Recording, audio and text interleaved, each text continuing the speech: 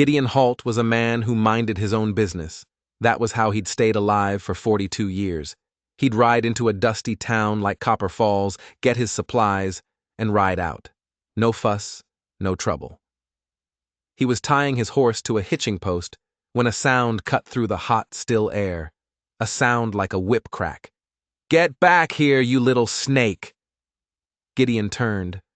Two riders were thundering down the street, kicking up clouds of dirt, and between them, stumbling and crying, was a young woman. She couldn't have been more than 19. She wore a torn white dress, stained with the road and something worse. Her hair was a tangled mess, and her face was a mask of pure terror. The men chasing her had the hard, cruel faces of vultures who'd found a fresh kill. The one in the lead, a bull-necked man with a silver tooth, swung a rope in lazy circles. "Nowhere to run now, Winona," he sneered. "Miss Lucretia's been worried sick." The girl, Winona, fell to her knees in the middle of the street. She tried to crawl away, her breath coming in ragged sobs. The second rider jumped off his horse, laughed, and grabbed her arm. "Found her sleeping in a barn," he shouted to the empty street. "Thought she could just walk away from her debts." Gideon knew what that meant. He knew about Miss Lucretia Hollis and her place at the end of the street, the Red Garter. He knew the girls who worked there didn't have a choice, and they certainly didn't get to leave. The smart thing to do was to turn away. Mind his own business. That's how he'd survived this long. But something about the terror in her eyes, the way she held herself like a broken bird, woke something up inside him. Something he thought had died a long time ago. "Hold on there, boys." The words were out of his mouth before he could stop them. Both riders turned, their amusement turning to annoyance. "This ain't your concern, stranger," the bull-necked one said. His hand drifted toward his gun, a casual, deadly warning. "Girl belongs to Miss Lucretia. She's got papers on her." Papers. Gideon stepped into the street, his own hand resting near his holster. "The kind that says she owes $200 for room and board," the man grinned, showing his silver tooth. "Until that debt's paid, she stays put." $200. In a place like the Red Garter, that was a life sentence. A debt they made sure you could never repay. Winona looked up at him, her eyes pleading. He could see fresh bruises on her arms. He could see the way she favored her left side, like her ribs were cracked. And in that moment, Gideon Halt made a decision that would change everything. A decision that would get him killed. "I'll buy her debt," he heard himself say. The two riders stared at him. The younger one started to laugh, but his partner silenced him with a look. "You got $200, mister?" Gideon reached into his vest. He pulled out a leather pouch holding 6 months of his savings, money he was going to use to buy a small piece of land, to finally settle down. He tossed it on the ground. "I got it right here." The bull-necked rider's eyes lit up with greed, but he shook his head. "Money's one thing, but Miss Lucretia, she don't like losing her girls. Sets a bad example. Then I guess Miss Lucretia and I need to have a talk." The air grew cold. Both riders were reaching for their guns now. The few people on the street vanished into doorways. It was about to get bloody. "Tell you what," Gideon said, his voice calm and steady as a rock. "You boys go on back to Miss Lucretia. You tell her Gideon Halt has taken responsibility for the young woman. If she has a problem with that, she knows where to find me." The name hit them like a physical blow. Gideon Halt. He could see the recognition, the flicker of fear in their eyes. "Gideon Halt," the younger rider whispered. "The one who cleaned out the Baxter gang? Miss Lucretia ain't going to like this," the bull-necked one spat. "Then she can take it up with me." For a long, tense moment, nobody moved. Then, slowly, the riders backed away to their horses. "You just bought yourself a world of trouble, Halt," the leader called out as he swung into his saddle. "Miss Lucretia's got important friends. I'll keep that in mind." Gideon watched them gallop away, leaving him alone in the street with the kneeling girl. He took a step toward her, and she flinched, trying to scramble away from him. "Easy," he said, holding up his hands. "They're gone. You're safe now." "Safe?" Her voice was a hoarse whisper. "Mister, you don't understand. Nobody crosses Lucretia Hollis. You just painted a target on both our backs." He crouched down to her level. Her face, beneath the dirt and fear, was pretty, but her eyes looked ancient. "What's your name?" "Winona Carver." "Well, Miss Carver, I've had targets on me before. Right now we need to get you somewhere safe." She shook her head, a frantic, desperate motion. There is nowhere safe from her. She has eyes and ears everywhere. "You got a choice," Gideon said, his voice gentle but firm. "You can go back to her, or you can come with me, and we'll figure out another way." She stared at him, searching his face for a trick, for the lie. Finally, she gave a single, sharp nod. "What's it gonna cost me?" "Nothing you ain't willing to give." She didn't believe him. He could see it in her eyes, but she was out of options, and they both knew it. He helped her to her feet, feeling her wince as she put weight on her leg. 20 minutes later, they were riding north out of Copper Falls, Winona perched behind him, her arms wrapped tight around his waist. She was tense, expecting riders to appear over every hill. The sun began to set, painting the sky in blood and gold.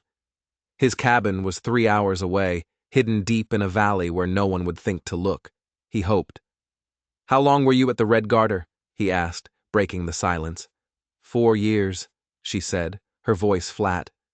"Maybe 5. How'd you end up there?" She was quiet for so long he thought she wouldn't answer. When she finally spoke, it was like she was reciting a story she'd told herself 1,000 times. Her pa died of consumption. Her ma took any work she could find, but it wasn't enough. Then a man in a fancy suit came to town. "He promised respectable work," she said, her grip tightening around him. "A boarding house for young ladies, good wages, clean rooms. My ma was desperate enough to believe him." She paused. "It wasn't a boarding house, Gideon. There was nothing respectable about it at all." They rode on in silence. The story was an old one on the frontier, a story of lies and stolen girls. "What made you finally decide to run?" he asked. Her voice was barely a whisper when she answered. "There was another girl, Odessa. She couldn't have been more than 15. She got sick, real sick. Miss Lucretia said a doctor was too expensive for a girl who wasn't earning, so they just left her, alone in her room." Gideon felt a cold knot form in his stomach. "It took her 3 days to die," Winona whispered. "She was calling for her mama the whole time. When it was over, they buried her in the back lot like a stray dog. That night, I decided I'd rather die trying to get free than live like that for one more day." But that wasn't the whole story. Not even close. The real reason she ran, the secret she was carrying, was far more dangerous than just a broken contract. It was a secret that could get them both killed before the sun came up. They reached the cabin as full darkness fell. It wasn't much, just a single room with a stone fireplace, but it was safe, or so he thought. He lit a lamp, casting dancing shadows on the walls. Winona stood in the middle of the room, looking lost. In the lamplight, he could see the full extent of her injuries: a split lip, a dark bruise spreading across her cheek, and faint, finger-shaped marks on her throat. He busied himself making food, giving her space. He gave her a clean shirt and a pair of his trousers. "These'll be big, but they're clean," he said. "There's a wash basin behind that screen." He went outside to tend to his horse, giving her privacy. When he came back in, she was sitting at the table, swimming in his clothes, her hair damp. She looked impossibly young. They ate in silence, the only sound the crackle of the fire. She ate like a starving animal, afraid the food would be taken away. When she finished, she set her bowl down. "Gideon," she said, her voice low, "I need you to know something." He waited. "Those men, they weren't just mad about me running off. I took something when I left, something important." A cold feeling washed over him. "What kind of something?" She looked down at her hands. "Miss Lucretia keeps books, Records of everything. Who pays what, which girls, which rooms, but she keeps another book too, a secret one. What kind of names are in it? Important men, she whispered. Politicians, judges, businessmen, men who come to the Red Garter for things that ain't normal, things that hurt girls, bad. Gideon felt the floor drop out from under him. And you took this book. Not the whole book, she said. She reached into the pocket of her torn dress and pulled out a folded bundle of papers. She held them out to him like they were poison. I tore out pages, lots of them. Names, dates, money, descriptions of what they wanted. He stared at the papers, not taking them. Winona, do you have any idea what you've done? I know it's dangerous, she said, her voice shaking but firm. I know she'll kill me for taking them. But if nobody ever stands up to her, girls like Odessa are just going to keep dying. These weren't just papers. They were a death warrant. Lucretia Hollis wasn't just some backwater madam.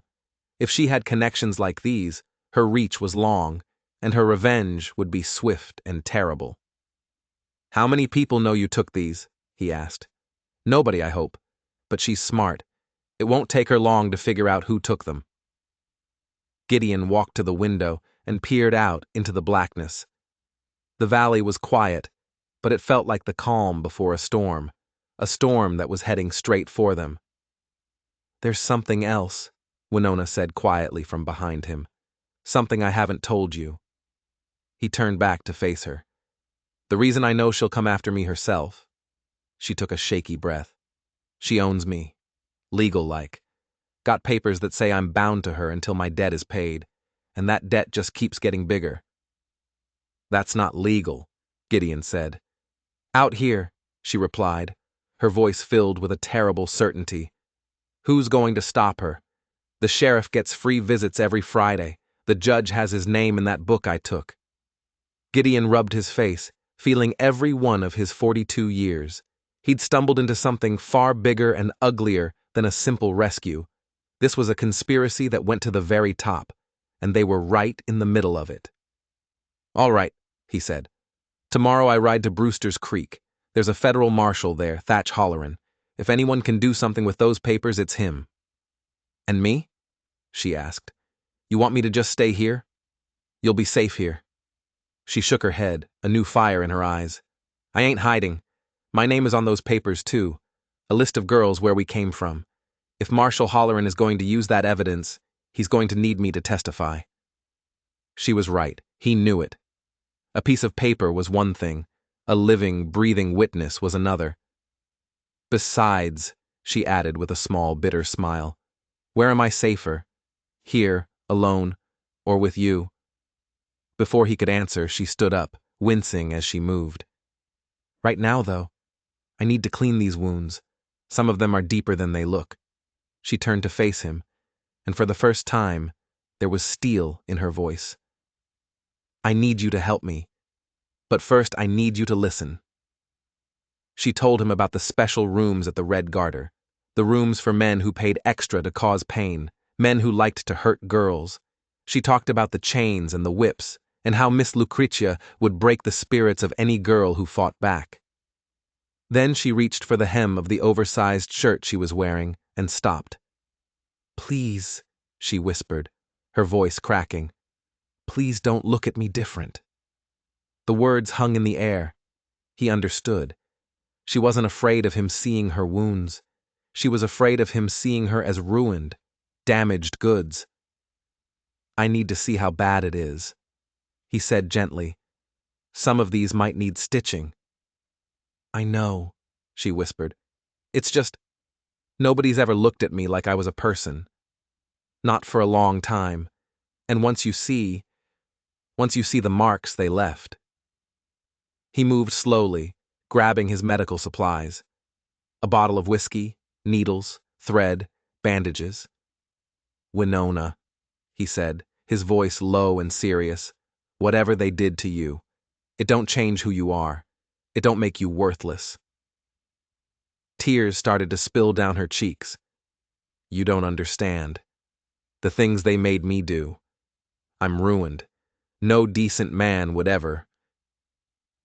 Any man who'd think less of you for what was done against your will, he cut her off, ain't decent to begin with. All I see is a woman brave enough to fight back, smart enough to escape, and strong enough to survive things that would have broken most people. That's what I see. For a long moment, she just stared at him.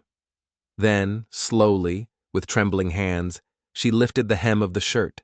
He saw rope burns on her wrists. He saw a constellation of black and purple bruises across her ribs. But it was when she turned around that the air left his lungs. Her back was a crisscrossing map of scars from a whip. Some were old and white, others were still fresh and pink. But that wasn't the worst part. At the base of her spine, burned deep into her skin, was a brand. The letters LH, for Lucretia Hollis, surrounded by a circle. It was a cattle brand, a mark of ownership. Jesus, he breathed. She flinched and pulled the shirt down, wrapping her arms around herself. Now you know, she whispered. Now you see what I really am. Property, livestock. He stood frozen, a white-hot rage building inside him unlike anything he had ever felt. This wasn't just violence. This was systematic destruction of a human soul. That ain't what I see, he said, his voice thick with emotion. Then what do you see? I see a survivor, he said, moving closer. And I see someone who needs medical attention right now. Why? She whispered. Why do you care what happens to me? He thought for a moment. The truth was complicated. Maybe because I know what it feels like to think you ain't worth saving, he said finally. And maybe because somebody needs to prove to you that you are. He spent the next hour cleaning and dressing her wounds. He was gentle, his hands surprisingly steady. He stitched the deeper cuts and bandaged the worst of the injuries. She sat in silence, only hissing through her teeth when the pain was too much. When he was finished, she spoke. The brand, she said quietly. She did that herself, 6 months ago. I tried to run before. When they brought me back, the iron was already in the fire. Who held you down? Gideon asked, his voice dangerously low. Her boys, Cassius Brantley and Roy Whitner, the same ones chasing me today. He filed the names away. There would be a reckoning. She made the other girls watch, Winona continued, her voice devoid of emotion. A lesson, she called it. After that, I learned to be patient, to wait. She turned to face him, the tears gone, replaced by something hard and unbreakable. I ain't going back, Gideon. I'd rather die. You won't have to, he said. You can't promise that. I can promise, he said, looking her straight in the eye, that I'll die before I let anyone take you back to that place. She studied his face, and whatever she saw there satisfied her. Then I guess we better figure out how to stay alive. He helped her to the bed. Get some rest, he said, pulling a blanket over her. Tomorrow, we start fighting back. As she drifted off to sleep, she whispered, Thank you, Gideon, for looking at me like I'm still human. He sat on the floor, his rifle across his lap, and listened to the sound of the wind. He knew this was far from over. Lucretia Hollis was coming, and she would bring hell with her. Dawn came cold and gray. Gideon was already awake, cleaning his pistol at the small table. When Winona woke, she looked around the room, a flicker of panic in her eyes before she remembered where she was. Morning, he said. How you feeling? Sore, she said, sitting up carefully. But better. He handed her a cup of coffee. We need to talk about what we're really up against. She wrapped her hands around the warm cup. Miss Lucretia won't give up. She can't afford to. Those papers. They're her leverage, her power. Tell me everything, he said. How many people work for her? She took a deep breath. 15, maybe 20 girls at any time. She has men who bring in new ones from back east. Orphans, poor families, girls with nowhere else to go. Her main enforcers are Cassius and Roy. but she has maybe 6 or 8 others. They handle security, collect debts, intimidate people. And the names in the book? Judge Tompkins. He comes every month, asks for the youngest girls. Sheriff Morrison. He gets his visits for free in exchange for looking the other way. Businessmen, politicians, even a preacher from the territorial capital. How high does it go? Gideon asked. Higher than you'd think, she said. I saw letters, from Denver, maybe even Washington. She has protection, Gideon. Real protection. The weight of it settled on him. This wasn't just a criminal operation. It was a shadow government, built on pain and fear.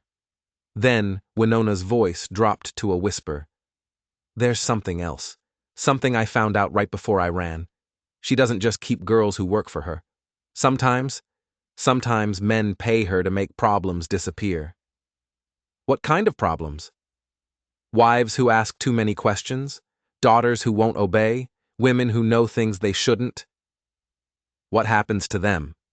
Gideon asked, though he was afraid he already knew the answer. Some get sold to houses in other territories. Some get shipped down to Mexico. And some... She trailed off, unable to say the words. She didn't have to. How do you know this? I cleaned her office, she said. She trusted me. After she branded me, she thought she'd broken my spirit completely, but she hadn't. She just taught me to be patient. The sound came without warning, a distant clatter of hooves. Gideon was at the window in an instant, peering through a crack in the curtain. 4 riders were moving up the valley. Slow, careful, like hunters. How? Winona whispered. How did they find us so fast? Someone in town talked. The riders were closer now. He could see their faces. Cassius Brantley and Roy Whitner were in the lead. The other 2 were strangers, but they had the same hard, empty look. They're going to surround the cabin, Gideon said, his voice grim. Try to burn us out. What do we do? He was already moving, grabbing ammunition, checking his rifle. First, hide those papers, behind the 4th stone from the bottom in the fireplace. It's loose. As she scrambled to hide the evidence, a voice boomed across the valley. Gideon Halt, we know you're in there. Send out the girl and we'll ride away peaceful. Gideon looked at Winona. Her face was pale, but her jaw was set. What do you say? He asked quietly. I say they can go to hell. He smiled grimly. That's what I thought. He turned back to the window. The girl stays with me. If Miss Lucretia wants her, she can come get her herself. The response was a rifle shot that shattered the window, sending glass flying. Gideon dropped and returned fire, his bullet knocking one of the riders clean out of his saddle. 3 left, he muttered. More shots peppered the walls. Winona crawled to the spare rifle. I can shoot, she said. Miss Lucretia, she used to make us practice. Said men liked a girl who could handle a gun. Then let's show them what you learned. They held them off for an hour. The cabin was in a good spot, defensible. But then Gideon saw it. A thin curl of smoke rising from the trees on the far side of the valley. It grew thicker, darker. They were setting the forest on fire, planning to smoke them out like rats. Time to go, Gideon said. Where? Old mine shaft, about 2 miles north of here. It's our only chance. When do we move? She asked. As soon as it gets dark, he said, staring at the approaching wall of smoke and flame. They'll be watching the front, not the back. They slipped out the back of the cabin as the sun set, the sky red and angry through the smoke. Behind them the fire roared, a hungry beast consuming everything in its path. Somewhere in the shadows, their enemies waited, but they were already gone. Ghosts in the night, carrying a secret that could burn an empire to the ground. The abandoned mine was a dark slash in the mountainside. Inside, it was cold and damp, but it was a fortress. There's only one way in or out, Gideon said, lighting a small, shielded fire. And I stashed supplies here years ago. Food, ammunition, enough to last a month. A month might not be enough, Winona said, looking around the dark, rocky chamber. Over the next few days, a strange routine formed. Gideon would scout and hunt.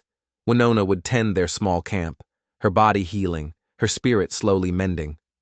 In the quiet hours, she started to talk about her life before, about her pa, a good man who farmed a small piece of land and read her stories from a worn-out Bible. "He made me promise I'd take care of my ma," she said one night, her voice soft in the firelight. "I guess I failed at that." "You were a child, Winona," Gideon said. He watched her change. The constant fear in her eyes was replaced by a quiet watchfulness. The tension in her shoulders began to ease. He taught her how to track, how to read the weather, how to shoot with deadly accuracy. One afternoon, he came back from a patrol to find her practicing with his pistol on a high ledge overlooking the valley. She drew and fired over and over, her movements becoming smooth and certain. "You're a natural," he said, sitting beside her as she watched the sunset. "Maybe I don't want to go back to being helpless," she said, not looking at him. "Maybe I'm tired of running." Later that night, as they shared a meal, she turned the questions on him. "Tell me about you, before all this." He was quiet for a long time. "Wasn't much to tell. Drifted, took work where I could find it." "Ever been married?" "No," he said. "Came close once." He told her about Sarah down in New Mexico, about the Baxter gang who had taken her from him. "They used her to get to her father," he said, his voice flat, dead. "Then they killed her anyway, just because they could." "What did you do?" Winona whispered. "I hunted them," he said. "Every last one. Took me 2 years, but now, there ain't no Baxter gang anymore." She looked at him across the fire, understanding dawning in her eyes. "Is that why you helped me? Because of her?" He met her gaze. "Partly. But now it's personal." 3 days later, he saw the smoke, not from a campfire. Black, oily smoke rising from the direction of his valley. He climbed to a high ridge and looked down. The cabin was gone, a blackened scar on the land, and he could see them. 8, maybe 10 riders, sweeping the area in teams, searching every cave, every ravine. He returned to the mine, his face a grim mask. Winona took one look at him and knew. "They're getting serious," he said. "They'll find us in a day or 2, maybe less." She nodded, her face pale but resolute. "Then it's time." "Time for what?" "To stop running," she said, and her hand went to the pack where she kept the papers. "To take the fight to them." "We're outnumbered 10-1, he argued. "But we have something they don't," she said, her eyes blazing. "Proof. And being alive don't mean much if we're too scared to use it." That night they made their choice. They would make a run for Brewster's Creek, for Marshall Holleran. It was a 15-mile gamble through open country, with an army of killers hunting them. It was suicide. It was their only hope. They made it halfway across a wide, open valley when the riders appeared on the ridge. 3 of them, galloping hard to cut them off.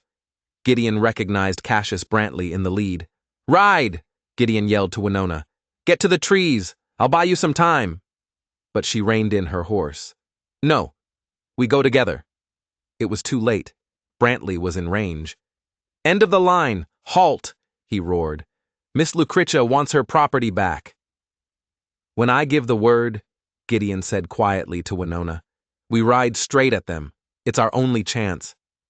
"It's suicide," she breathed. "Better than being taken alive." "Now!" he yelled. They spurred their horses, charging directly at the 3 men. The move was so insane, so unexpected that it almost worked. For a split second, the riders were confused. Then Brantley's rifle cracked. Gideon's horse screamed and went down, a tangle of thrashing legs. He hit the ground hard, the air knocked from his lungs. He could hear Winona screaming his name as he struggled to his feet. "Go!" he choked out. "Keep going!" But she had turned back for him, and in that moment the other 2 riders flanked her, cutting her off. Cassius Brantley rode up to Gideon, a triumphant sneer on his face. The famous gunfighter, he gloated. Don't look so tough now. He kept his gun aimed at Gideon's chest. Miss Lucretia was very specific. She wants the girl back alive. You, on the other hand. The gunshot echoed across the valley, but it wasn't Brantley's gun. He stood frozen, a look of shock on his face, staring down at a spreading red stain on his shirt. 30 yards away, Winona sat on her horse, Gideon's spare pistol smoking in her hand. Brantley swayed, then toppled backward into the grass. The other 2 riders were so stunned that they just sat there. It was all the time Gideon needed. He drew his own gun and fired twice. Silence fell over the valley. Winona stared at the pistol in her trembling hand. I killed him, she whispered. You saved our lives, Gideon said, walking toward her. I looked a man in the eye and I killed him. He reached her side and looked up at her. He saw the shock, but he saw something else too, something new. And how does it feel? He asked gently. She was quiet for a long moment, looking down at the body of the man who had held her down while she was branded. When she finally looked at Gideon, her eyes were clear and hard, like justice. They reached Brewster's Creek after dark, riding double. Marshal Thatch Holleran was a hard man with honest eyes. He looked at the papers Winona spread across his desk, and his face grew grim. Judge Tompkins, Governor Claiborne, he muttered. Miss, if this is real, we're talking about a conspiracy that runs the whole territory. It's real, Winona said. I saw it. This is bigger than me, Holleran said. I'll need to get federal help. It could take weeks, months. We don't have months, Thatch, Gideon said. Lucretia knows her time is running out. She'll get desperate. As if on cue, they heard the sound of horses, a lot of them. They looked out the window. A dozen riders were trotting down the main street, moving like a small army. In the lead was a woman.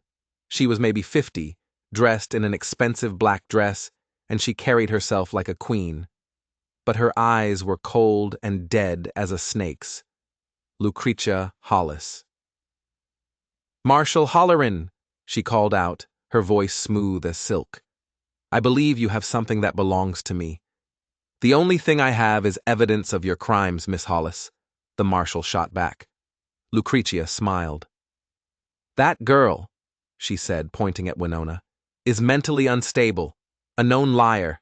Those papers are forgeries. Gideon stepped into the window. Lucretia's smile faltered for a second. Mr. Halt, interfering with my business.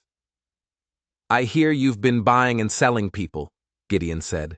Tends to interfere with my sleep. The girl owes me money, she snapped. I have every legal right. Legal according to who? Gideon asked. The judges you own? Lucretia Hollis laughed, a sound like breaking glass. Exactly, Mr. Halt. According to the judges, the sheriffs, the officials who owe me everything.